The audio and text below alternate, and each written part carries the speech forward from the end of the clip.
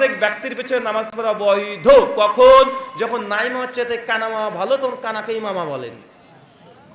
জি, আমার বয়স 18। আবেগের বসে আমি হাত দ্বারা জিনা করে ফেলেছি, যার কোনো ক্ষমা আছে কি?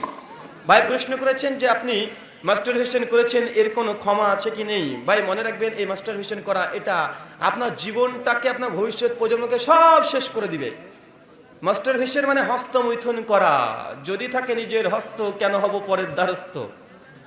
নিজের হাতকেই যদি স্ত্রী হিসেবে ব্যবহার করতে লাগেন 2-1 মিনিটের শুধু আনন্দ তৃপ্তির জন্য, আপনার নিজের জীবন, আপনার ভবিষ্যৎ প্রজন্মকে শেষ করে দিচ্ছেন। কেন? কারণ সায়েন্স বিজ্ঞানীরা বলছে যে হস্তমৈথুনের দ্বারা মানুষের কোনো উপকার কিছু হয় না, শুধু ক্ষতি আর ক্ষতি হয়। প্রথম ক্ষতি কি? বিজ্ঞানীরা বলছে কোনো যুবক যদি কন্টিনিউ, তা যদি এই কু অভ্যাসে যুক্ত থাকে, তো তার শরীর থেকে যে একটা হরমোন নিঃসরণ হয়ে যায়, যে শুক্রকীট নিঃসরণ হয়ে যায়, এটা 40 লক্ষ মতো শুক্রকীট থাকে। 25 লক্ষর কম যদি শুক্রকীট আপনার শরীরে যদি থাকে, আপনার বীর্যে যদি থাকে, অথবা আপনার যে স্পাম, এটা যদি 25 লক্ষের কমে যায়, তাহলে এই যুবক সন্তান দিতে পারবে না তার স্ত্রীকে। কথা বুঝতে পারছেন? যদি আপনি মাস্টারবেশন অতিরিক্ত করেন, আপনার শুক্রকীট শরীর থেকে চলে যাবে, আপনি ভবিষ্যতে আপনার স্ত্রীর সন্তান না হওয়ার চান্সটাই বেশি।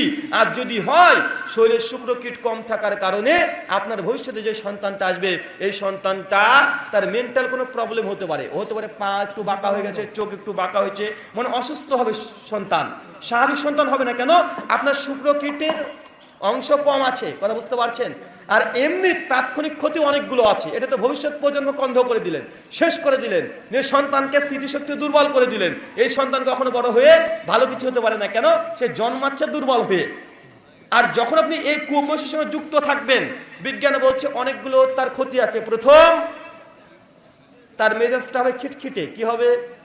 তার মেজাজ খিটখিটে, একটু কথা বললে রাগ হয়ে যাবে, একটু কথা বললে রাগ হয়ে যাবে। এটা কেন? কারণ আপনার শরীর থেকে এই শুক্রকীটে হরমোন, এই বীর্য, এই স্পাম যত বেরিয়ে যাবে, এই শরীরের মধ্যে আপনার মেজাজ হয়ে যাবে খিটখিটে। চোখের নিচে কালো দাগ পড়ে যাবে, স্কিনের কোনো গ্লেজটা থাকবে না, আপনার মানে গ্যাস বেশি বেশি হবে, এই কর্মগুলো বেশি বেশি হবে, এবং বাতে বাতে মানে ব্যথা, এনার্জি জিরো, কিছু ভালো লাগবে না, এই জিনিসগুলো হবে। আর আপনার যদি শরীরটা দুর্বল থাকে, এনার্জি যদি না থাকে, স্কিনে যদি গ্লেজ না থাকে, বাবদ আপনি হীনমন্যতে ভুগবেন কি ভুগবেন না? যদি এই কাজ করেন, বউটা ভালো পাবেন না, চেহারা গিলেজি থাকবে না, ওই কি লাগে দেখতে, তাই বলবে।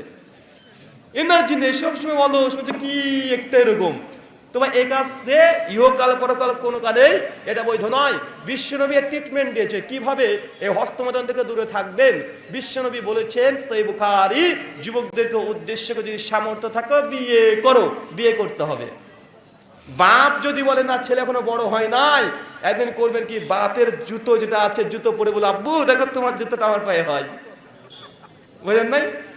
বাপের জুতো যখন ছেলের পায়ে হয়ে যাবে, তখন বুঝতে পারবেন ছেলে বড় হয়ে গেছে। ওর বাপ বিয়ে করেছে 18 বছরে, ছেলের 28 হয়ে গেছে, বাপ বলছে না আমার ছেলে এখনো ছোট আছে। কত বড় বদ দেখেছেন বাপটা। ও 18 বছরে বিয়ে করেছে, ওর মাকে নিয়ে চলে এসেছে। ছেলের বয়স হয়েছে 28, বলছে না ছেলে এখনো ছোট হয়ে আছে। তো কি করবেন বলতে? বাপের জুতো পরে ঘুরে বেড়াবেন, বাপের জামা পরে ঘুরে বেড়াবেন। আমার জামা পরেছিস কেন? দেখো আব্বা তোমার জামাটা আমার গায়েও হয়, জুতোও হয়। তাহলে বুঝতে পারবে। আল্লাহ রাসূল বলেছে, যদি সামর্থ্য না থাকলে বিয়ে, আর সামর্থ্য না থাকলে রোজা করতে হবে। কি করতে হবে? রোজা করতে হবে। যদি আপনি পর্নোগ্রাফিতে আসক্ত থাকেন, পর্নোগ্রাফির ওপরে যত ইউটিউবে ডাটা আছে সব ডিলিট করে দেন, মোবাইলের মেমোরিতে যত ডাটা আছে সব ডিলিট করে দেন, অ্যাপস যদি থাকে সেটাকে আনইনস্টল করে দেন। এটা আপনার প্রথম কাজ। যদি আপনার ল্যাপটপে এইসব জিনিস থাকে, মোবাইল থেকে সব ডিলিট করে দেন। মোবাইল, ল্যাপটপ এটা লোকাল গোপন জায়গাতে রাখবেন না, প্রকাশ্যে রাখেন, ডাইনিং টেবিলে রাখেন, যেন আপনার এই পর্নোগ্রাফি দেখার আসক্ত না জাগে। যদি দেখে আপনার সবার সামনে যে ল্যাপটপ কম্পিউটার থাকে, বাবা মা সবাই আছে, দেখতে ইচ্ছে করবে না। যে সময়তে আপনার শরীরে এই উত্তেজনা আসছে, হস্তমৈথুন করার জন্য নেশা, এই ভাবটা আসছে, বাড়ি থেকে দুর্বল গতিতে বেরিয়ে চলে যান, সময় অন্য জায়গা থেকে কাটান। সবচেয়ে বড় কথা যুবকদেরকে বলি, যদি এই কু অভ্যাস থেকে বিরত থাকতে চাও, তাহলে জিম করতে হবে। কি করতে হবে? জিম, শরীর চর্চা।